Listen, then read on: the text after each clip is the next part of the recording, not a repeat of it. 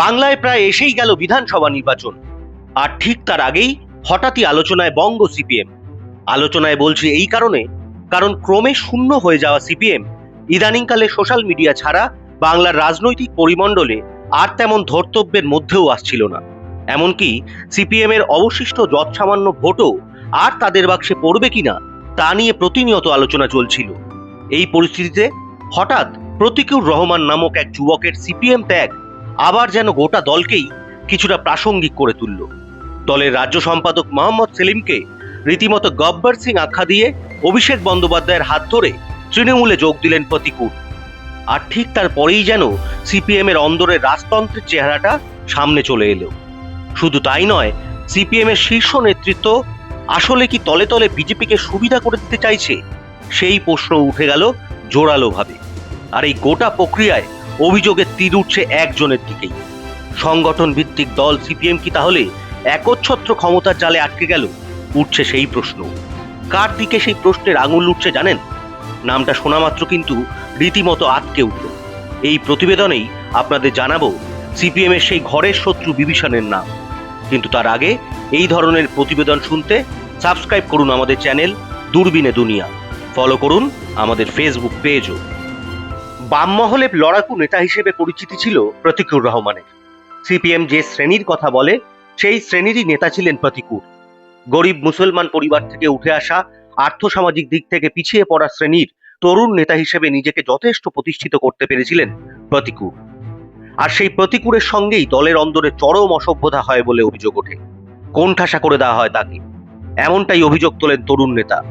শুধু নিজের কথাই নয়, সৃজন ভট্টাচার্য, দীপশিতা ধরের মতো তরুণ তুর্কিদের সঙ্গেও সিপিএম এর রীতিমতো অন্যায় হচ্ছে বলেও তোপ দাগেন প্রতিকুর। আর তার সব অভিযোগের কেন্দ্রে ছিল একটাই নাম, মোহাম্মদ সেলিম। বস্তুত দলের অন্দরে সেলিমই এখন একাধারে ক্ষমতার ভর কেন্দ্র, অপরদিকে বিতর্কের কেন্দ্রবিন্দু।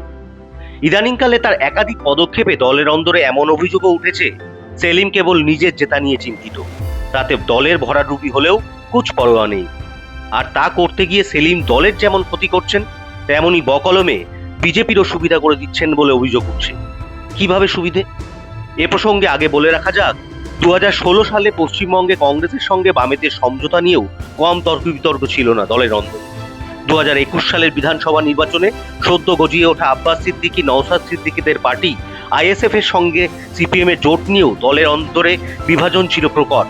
কিন্তু প্রবীণ সিপিএম নেতারাও মানছেন, সম্প্রতি মোহাম্মদ সেলিমের একটি বৈঠক থেকে ঘিরে যে বিতর্ক তৈরি হয়েছে তা সাম্প্রতিক সময়ে দলের মধ্যে দেখা যায়নি। কোন বৈঠক? সেই বৈঠক যা নিউ টাউনের পাঁচতারা হোটেলে মোহাম্মদ সেলিম করেছিলেন অধুনা নতুন দল গড়া তৃণমূল বিজেপি আবার তৃণমূল ঘুরে ফের নতুন করে বাবরি মসজিদ তৈরির ঘোষণা করা হুমায়ুন কবিরের সঙ্গে। রাজনৈতিক মহলের একটা বড় অংশের মতে হুমায়ুন আসলে এবার বিজেপির বি টিম হিসেবে কাজ করছেন। তেমনই ডিল হয়েছে দুপক্ষে। তাই চরম সাম্প্রদায়িক হুমায়ুনের সঙ্গে সেলিম বৈঠকে বসতেই সিপিএম এর অন্দরেই রীতিমতো ঝড় উঠে গিয়েছে। দলের মধ্যে সেলিমের সতীর্থদের একাংশই তাকে কাঠগড়ায় তুলেছেন। একান্ত আলোচনায় সরাসরি রাজ্য সম্পাদকের উদ্দেশ্য নিয়ে প্রশ্ন তুলেছেন সিপিএম রাজ্য সম্পাদক মণ্ডলীর একাধিক সদস্য। সেলিম ওই বৈঠকের পর বলেছেন তিনি হুমায়ুনের মন বুঝতে গিয়েছিলেন। সিপিএম এর অন্দরে প্রশ্ন উঠছে, হুমায়ুনের মন বুঝতে তার সঙ্গে বৈঠক করতে হলো কেন? যে হুমায়ুন কিছুদিন আগে বাবরি মসজিদে শিলান্যাস করে তার লাইন স্পষ্ট করে দিয়েছেন, যে হুমায়ুন গত লোকসভা ভোটের সময় হিন্দুদের ভাগীরথীতে ভাসিয়ে দেওয়ার হুঙ্কার দিয়েছিলেন, যে হুমায়ুন সদ্য বলেছেন বিজেপির সমর্থন নিতেও তার কোনো ছুটমার্গ নেই, তার মন বুঝতে বৈঠকের কি প্রয়োজন হলো? এহেন হুমায়ুনের সঙ্গে সেলিম কেন গেলেন বৈঠক করতে? সেলিম ঘনিষ্ঠদের মধ্যে থেকে দুরকম ব্যাখ্যা উঠে আসছে। একাংশের বক্তব্য, সেলিম বুঝতে পারেননি বৈঠকের বিষয়টি প্রকাশ্যে চলে আসবে, জানাজানি না হলেই সমস্যা হতো না। অন্য অংশের ব্যাখ্যা, সেলিম যেন তেন প্রকারণ চাইছেন সিপিএম কে শূন্যের গেরো থেকে মুক্তি দিতে।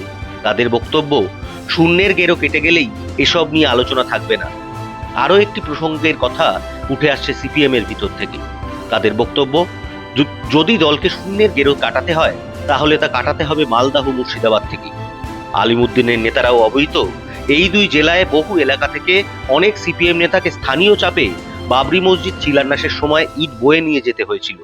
সেই বাস্তবতাকে তত্ত্ব দিয়ে আড়াল করলে হবে না। অবশ্য হুমায়ুনের সঙ্গে সেলিমের এই সাক্ষাৎকে সমালোচনায় বিদ্ধ করেছে বাম শরিক দলগুলিও। তার মধ্যেই যুক্তি পাল্টা যুক্তিতে বিতর্ক অব্যাহত সিপিএমে। কাঠগড়ায় স্বয়ং রাজ্য সম্পাদক সেলিম। সিপিএম এর অন্দরে অনেকেরই বক্তব্য, নির্দিষ্ট কয়েকজনকে নিয়ে সেলিম যেভাবে দলের মধ্যে নিজস্ব দল তৈরি করেছেন তা অতীতে কখনো দেখা যায়নি।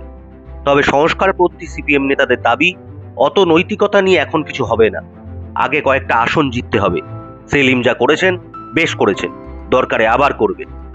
তৃণমূল স্বাভাবিকভাবেই সিপিএম কে কটাক্ষ করেছে।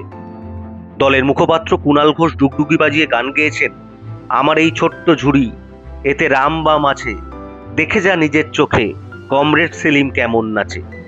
বাবরি মসজিদ এবং হুমায়ুনকে জুড়ে সিপিএম নেতাদের একাংশ সরাসরি প্রশ্ন তুলছেন, দল কি তাহলে ধর্মান্ধদের সঙ্গেও হাত মেলাবে? রাজনৈতিক মহল বলছে, এমনিতেই বাংলায় সিপিএম এর ভোটেই ফুলে ফেঁপে উঠেছে বিজেপি। লাল ব্রিগেডের ভোট ট্রান্সফার হয়েই রাজ্যের প্রধান বিরোধী দলে পরিণত হয়েছে গেরুয়া শিবির। তারই মধ্যে এবার হুমায়ুনের মতো বিজেপির বকলমে জেট্টের সঙ্গে বৈঠক, সিপিএম এর বাকি ভোটটুকুও না বিজেপিতে চলে যায়। প্রতিকূলদের মতো দলের বিদ্রোহীরা কিন্তু সরাসরি বলছেন, মোহাম্মদ সেলিমই হলেন সিপিএম এর সেই ঘরের শত্রু বিভীষণ, যিনি নিজের জয়ের জন্য প্রয়োজনে দলকেও দেউলিয়া করে দিতে পারেন। ইতিমধ্যে সিপিএম আসন রফা নিয়ে বাকি জোট শরিকদের সঙ্গে বৈঠক করেছে বটে, কিন্তু তাতেও বিতর্ক এতটুকু কমছে না। সব বিতর্কের কেন্দ্রে সেই একটাই নাম, মোহাম্মদ সেলিম। শেষ পর্যন্ত সেলিমের কারণে সিপিএম এর কি পরিণতি হয় সেদিকে নজর থাকবে আমাদের সকলের।